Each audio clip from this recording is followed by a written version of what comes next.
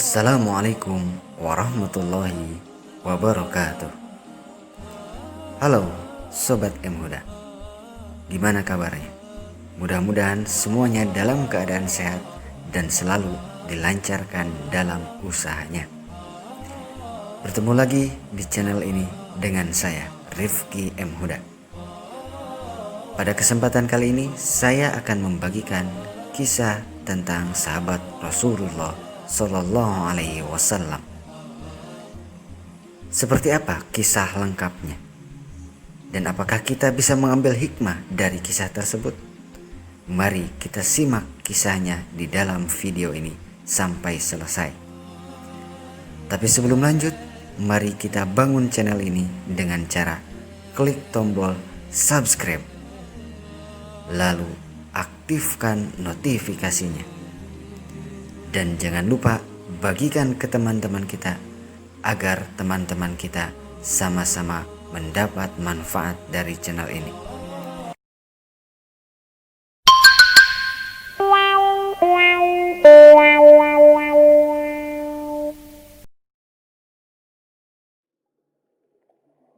Oke, sekarang kita akan membahas tentang kisah Usamah bin Zaid. Usamah bin Zaid ini adalah putra dari sahabat kesayangan Rasulullah SAW, yaitu Zaid bin Harisah, yang beliau pernah menjadikannya sebagai anak angkat dari status sebelumnya sebagai budak dan pelayan beliau. Ibunya pun adalah orang yang dekat dan disayang Rasulullah SAW, yaitu Ummu Aiman, bekas sahaya beliau. Keduanya merupakan orang-orang yang mula-mula memeluk Islam, sehingga tak heran Usamah pun menjadi kesayangan beliau seperti juga ayahnya. Usamah lahir pada tahun ketiga atau keempat dari kenabian, sehingga praktis ia tidak pernah mengalami masa jahiliyah. Didikan masa kecil dan remajanya adalah akhlak kenabian, baik dari kedua orang tuanya yang adalah didikan dari Nabi Shallallahu Alaihi Wasallam, atau bahkan terkadang beliau turun langsung dalam membentuk akhlak Usamah. Kondisi seperti inilah yang menambah rasa sayang beliau kepadanya. Beberapa sahabat pun sangat sayang pada remaja ini, melebihi anaknya sendiri. Seperti yang terjadi pada Umar bin Khattab saat menjadi khalifah. Umar pernah membagi-bagikan uang pada masyarakat, dan jumlahnya berbeda-beda berdasarkan kedudukan dan jasa mereka kepada Islam, dan juga penilaian Nabi SAW atas mereka. Ketika tiba giliran anaknya, Abdullah bin Umar, ia memberikan satu bagian. Giliran Usamah bin Zaid, Umar memberikan 2 bagian dari bagian anaknya. Abdullah bin Umar jadi bertanya-tanya, bukan masalah jumlahnya, karena pada dasarnya ia juga didikan Nabi SAW yang mengutamakan kehidupan zuhud dan sederhana seperti juga Umar ayahnya. Hanya saja ia takut ada yang kurang dalam hal ketaatan dan kesalehannya. Karena itu ia bertanya, wahai ayah, mengapa engkau mengutamakan Usamah dibandingkan anakmu sendiri? Bukankah saya mengikuti pertempuran yang belum diikutinya bersama Rasulullah SAW? Tetapi jawaban Umar tegas dan tidak dapat dibantah lagi. Ia berkata, Usamah lebih dicintai Rasul daripada dirimu. Seperti juga ayahnya lebih disayang Rasulullah SAW daripada ayahmu. Jadi bukan cuma membandingkan anaknya sendiri, yaitu Abdullah bin Umar dengan Usamah bin Zaid, tetapi juga Umar membandingkan Umarnya sendiri dengan Zaid. Dalam usianya yang masih sangat muda, ia telah ikut menerjuni beberapa pertempuran bersama Nabi SAW. Dalam Fathul Mekah, ketika Nabi SAW akan memasuki Ka'bah, beliau membawa Bilal di sisi kanan dan Usamah bin Zaid di sisi kiri beliau. Sungguh kehormatan besar yang diberikan Nabi SAW kepada keduanya. Bukan Abu Bakar atau Umar atau 8 sahabat lainnya yang telah beliau jamin masuk surga. Justru dua orang itu adalah bekas budak yang secara umum mungkin kedudukannya tampak rendah di hadapan masyarakat. Nabi SAW pernah mengirimkan suatu pasukan di bawah kepemimpinan Usama bin Zaid. Pengalaman pertamanya memimpin suatu pasukan setelah sebelumnya hanya sebagai prajurit biasa. Pasukan ini memperoleh kemenangan yang gemilang. Dan sebagai orang yang disayang, Nabi SAW langsung menyambutnya dan memintanya menceritakan pengalamannya. Mulailah Usamah menceritakan jalannya pertempuran.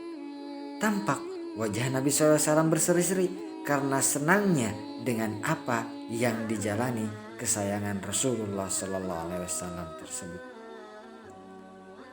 Kesayangan Rasulullah SAW putra dari kesayangan Rasulullah SAW. Begitu kebanyakan sahabat menyebut Usamah bin Zaid. Karena apa? Karena Zaidnya itu kesayangan Rasul dan Usamahnya juga disayang oleh Rasul. Kesayangan dari kesayangan. Ketika Usamah menceritakan bahwa seorang pemanggul panji musyrik yang perkasa banyak membunuh dan melukai tentara muslim sehingga pedangnya berlepotan darah dan daging para syahid masih menempel, Usamah pun mengejar dan memerangi langsung orang tersebut. Ia berhasil melumpuhkannya, tetapi ketika ia akan melakukan pukulan terakhir dengan tombaknya, orang tersebut mengucap la ilaha illallah.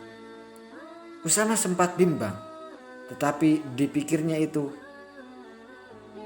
hanya siasat untuk menyelamatkan diri saja. Karena itu ia terus menombaknya hingga tewas. Tiba-tiba saja wajah Nabi SAW berubah merah padam, tanda beliau marah. Beliau berkata, "Celaka engkau wahai Usamah. Begitukah tindakanmu terhadap orang yang mengucapkan la ilaha illallah?" "Wahai Rasulullah," kata Usamah, mencoba menjelaskan dan membela diri. Walau beliau dengan ketakutan. Dia mengatakan kalimat itu hanya untuk menyelamatkan diri saja. Begitu? Kata Nabi SAW, masih dengan nada tinggi. Pertanda beliau masih marah. Mengapa tidak engkau belah dadanya dan engkau lihat apakah ia mengatakannya itu ikhlas dari hatinya atau karena pura-pura semata? Memang bukanlah hak dan kewajiban kita menilai apa yang ada di dalam hati seseorang. Yang tampil dan terlihat itu saja yang menjadi ukuran kita dalam mengambil sikap. Itulah pelajaran berharga yang ingin disampaikan oleh Nabi SAW pada pemuda kesayangan beliau tersebut, sekaligus kepada kita semua. Atas peristiwa tersebut, Nabi SAW menyatakan Usamah telah bersalah, tetapi tidak ditetapkan kisos atau hukuman bunuh pancung atas dirinya. Karena pembunuhan yang dilakukannya tidak sengaja, hanya satu kesalahan. Nabi SAW mengumpulkan harta benda untuk membayar diat 100 ekor unta kepada keluarga pemanggul panji musyrik yang mengucapkan la ilaha illallah tersebut. Sama sendiri tak henti-hentinya bertobat dan menyesali kelancangannya tersebut, sehingga menyebabkan Nabi SAW begitu murka kepadanya, walaupun kemudian beliau mendoakan untuk mendapatkan rahmat dan maghfirah Allah baginya.